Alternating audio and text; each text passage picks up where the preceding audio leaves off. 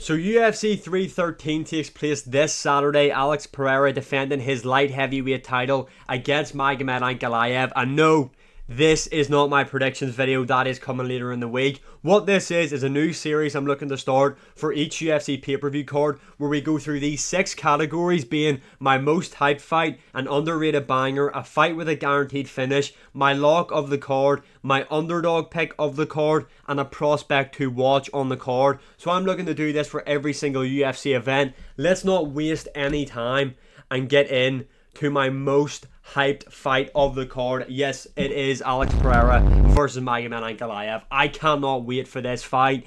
This is the one that makes the most sense in the light heavyweight division. It has done for a very long time. A lot of people like to shit on Magomed Ankalaev, but really the guy has earned his title shot against Alex Pereira. There is nobody else in this division. This is kind of the last guy that Pereira has to beat right now, in my opinion, to clear out the division and then look up to the heavyweight division, which I think is going to happen if Pereira is successful in here against Magomed Ankalaev. Look, a lot of people, it's a difficult one when you're talking about this fight, because on one hand, a lot of people seem to think Magomed Ankalaev is like this second coming of Khabib Nurmagomedov, when really he's not. A lot of people seem to think this guy's a very grappling heavy fighter, which really he's not if you watch his fights. Ankalaev, do not get me wrong, he has the wrestling advantage going into this fight against Pereira. We have seen him use his grappling before. We have seen him be able to take down and control people. But that's not the way the guy predominantly fights. Magomed Ankalaev is a southpaw boxer. That's the way the guy fights. Every single fight, every time you watch him, he is predominantly boxing with his opponents. He's looking to land that straight left shot on him. He's a very good boxer. The fact he's southpaw just makes him very difficult, but he also has the factor of grappling, but he doesn't utilize it that much. Like, a lot of people seem to think he's going to go in there and just ragdoll Alex Pereira. Now, this would look ridiculous if he actually does go in there and do that, but it's hard for me to say he's going to go do that when we've never seen him do that before. Like, people seem to think he's going to take Pereira down, beat him up, sub him, or beat him up and finish him a ground and pound. But he has actually never done that. If you go and watch back his fights, Magomed Ankalaev has never done that. He predominantly looks to strike with people, and like, we've seen it in the Jan Blachowicz fight when the striking wasn't 100% going his way. Then he implemented his grappling, but he is predominantly a striker. Like, when he says he's going to go in there and look to stand with Pereira, doesn't shock me in the slightest, because that's the way the guy fights. Now, do I think he is going to grapple with Pereira? I do think he is going to stand with Pereira when he realizes that it's going all tits up for him and it's not working, and he can't get the shots off on Pereira, because on the feet, I just think Pereira is levels above Magomed Ankalaev. I do think Ankalaev is a great striker. I think maybe in the boxing range he can cause Pereira problems, but that big hole in his stand-up, the leg kicks, he just does not know how to deal with them. And even though he is southpaw, so people might think that might throw Pereira off because he'd be kicking the inside of the leg. We've seen Yuri Prochazka switch up to southpaw in the rematch, and Alex Pereira was able to land the same effective leg kick with his lead leg when Yuri Prochazka was in the southpaw stance. So I think Pereira is going to have a lot of success in here with the leg kicks, and when Pereira starts to land the leg kicks, then that means he's going to be able to piece together the left hook, the right hand, his jab to the body, straight to the body. It's going to set up a lot of things for Pereira, which I think will then lead to the ending in this matchup. I do think he will try and grapple at some points later on in the fight. I think round 1, both guys are going to be on the feet. It's going to be a bit of a feeling out process. Round 2, I think Pereira is going to really start to capitalise on the feet and sting Ankalaev with shots. Then I think Ankalaev is going to resort to grappling. Do I think he's going to be successful with it? I do think he will take Pereira down, but I think Pereira will be able to bounce back up. Look, I don't think Pereira's grappling is as shit as what people make it out to be. Like, a lot of people seem to think this guy just, he can't grapple. How the fuck do you know? We haven't seen it. Yes, he was taken down by Jan Blachowicz a lot, but he also got back to his feet a lot. He got taken down by Israel Adesanya. That's one thing. He got taken down by Adesanya, not a good look. He was cutting a lot of weight to go down to that middleweight weight class, and that was a very early on fight in Pereira's UFC career. We have seen him be taken down, but we've also seen him be able to get back up, and when he is taken down, Pereira does a really good job of keeping himself safe on the mat. So it's not as if, as soon as he gets taken down, he's just like a fish out of water and people are able to latch up submissions on him. We haven't seen that yet, and like I said, Magomed Ankalaev isn't this submission hunter, ground and pound, just fucking destroyer on the mat. That is not how he operates. This is my most anticipated fight though, because I think this right here, a lot of people will then just see that the excuse of, is Pereira really that good? We haven't seen him fight a grappler. That there's going to go away after this weekend. So I'm looking forward to seeing this one. Next up, an underrated banger. We have got the feature fight on the card, and that is Jalen Turner versus Bahamontes. I'm really looking forward to this one. Someone is going to get KO'd in this matchup, I believe. I think it is going to be Jalen Turner. Jalen Turner is currently ranked inside the UFC's lightweight division. I think he is just outside the top 10 in around the 15th ranking. Bahamontes is looking to get in there. He is currently on a 2-fight win streak, coming off 2 first-round KOs. Really impressive. Obviously, Jalen Turner, this is his first time back in the cage ever since his UFC 300 loss. That was to Money Moicano. Jalen Turner looked good early on in there, dropping Moicano, but tried to go for the walk-off KO. It backfired. He got taken down. He got beaten up. I'm looking forward to this one. I think this right here could potentially be fight of the night. I think there is a high possibility of that. Both guys are big punchers. It's going to be a fun one. I can't wait for this. I am taking Bahamontes to win this, but I'll save more into that for my predictions video. But this right here is underrated, an underrated matchup. Not a lot of people are talking about, so it's definitely one to stay tuned for. And make sure you're up to watch this fight, because this right here is an underrated banger. Moving on, we have got guaranteed finish. Look, why is this fucking image so shit quality? I don't know. But relax. Mauricio Ruffy going in there against Bobby Green. Look, Bobby Green is easily the toughest opponent Mauricio Ruffy is going to have faced in his UFC career so far. Bobby Green has obviously been in there with a lot of elite guys. He is coming off that loss to Paddy Pimblett where he was submitted in there. Obviously, Paddy Pimblett and Ruffy have very, very different fight styles. A lot of people seem to think Mauricio Ruffy is like the second coming of Conor McGregor on his featherweight run. Bruh. I think Mauricio Ruffy is going to get found out pretty soon. I think after this fight he will get found out, but I don't think Bobby Green is the guy to do it.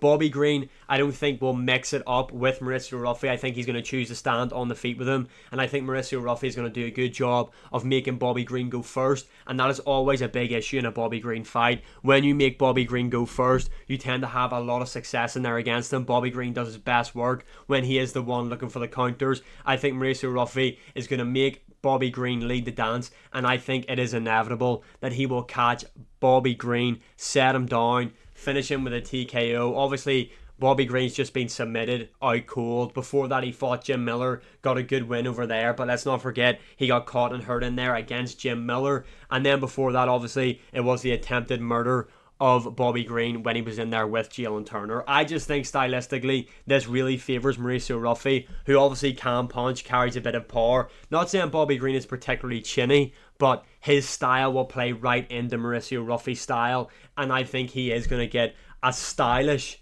did you see what I done there, KO over Bobby Green at UFC 313. Let's move on to my lock of the card, and that is Rafael Fiziev. Look, obviously, he's going in there against Justin Gaethje. This is kind of a short notice fight for Rafael Fiziev, although he has been actively and openly talking about wanting to get a fight very soon. And here he is. I'm sure he stayed in shape, ready for this moment, ready to get a fight announced. Because I think he did say a while ago that he was in the works of getting a fight announced. I don't really know what happened from that. Obviously, it didn't get announced. But here he is stepping in to face Justin Gaethje. This is going to be another really fun fight. I was there live for their first fight. It was really entertaining. Also, a really, really, really close matchup. If you go back and watch it, Rafael Fiziev versus Justin Gaethje, one was extremely close. Look, I like Justin Gaethje. I think Justin Gaethje on his day is good. But, and this is 3 rounds, by the way, I did check that out. I know Dan Hooker, Justin Gaethje was 5 rounds. This has now changed to be a 3-rounder, which favours Rafael Fiziev, who does seem to have a bit of a drop-off in cardio as the fight goes on. But the damage that Justin Gaethje has taken in his last couple of fights, like that last one there against Max Holloway, the knockout was brutal, yes, but he was getting beat up for the entirety of that fight. Got hit with a spinning heel kick, got his nose broke. It was really bad for Justin Gaethje. The amount of damage the guy's accumulated throughout his entire career. Now, yes, Rafael Fiziev is obviously coming off a big injury. He got injured in his Gamrot matchup, blew his knee out. So maybe it's a bit out there for me to be saying he's my lock of the card, but I just have faith that Rafael Fiziev is going to go in there. This is his big moment, another big chance for him to really scale up the rankings. I think Rafael Fiziev, his Muay Thai is insane, his striking is next level. Obviously, he got beat first time round, but it was very close, and the fact that he had a big cut over his eye in the first fight obviously isn't going to help him either. I just think that all the damage Gaethje's taken, the loss that he's coming back from, I just think Rafael Fiziev is going to beat him. I'm very confident. This is my most confident pick on the card.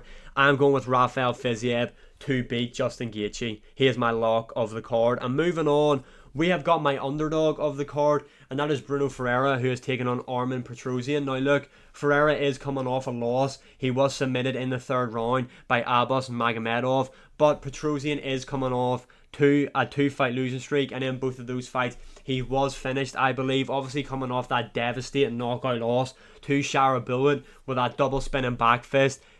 He wasn't out cold, but he was visibly very hurt when the spinning back fist landed and he went down to the mat. You could see that he was there with it, but wasn't really there with it, if that makes sense. Like, the guy was fucked up after that. Obviously Ferreira is coming off that loss to Abbas Magomedov, but let's not forget, this guy's knocked out Gregory Rodriguez. This guy's a big puncher, and I just have faith in him being able to land on Armen Petrosyan, who is on a 2-fight losing streak, both of those fights being by way of finish, and he's coming off a brutal KO loss. I think he might be a bit hesitant to engage with someone who carries the power like Bruno Ferreira does. Now, yes, Ferreira does tend to slow down, but I am confident. I actually think Ferreira is going to get him out of there inside 2 rounds. This is my underdog pick on the card, Bruno Ferreira. And finally, my prospect of the card, we're going for Ray Tassura.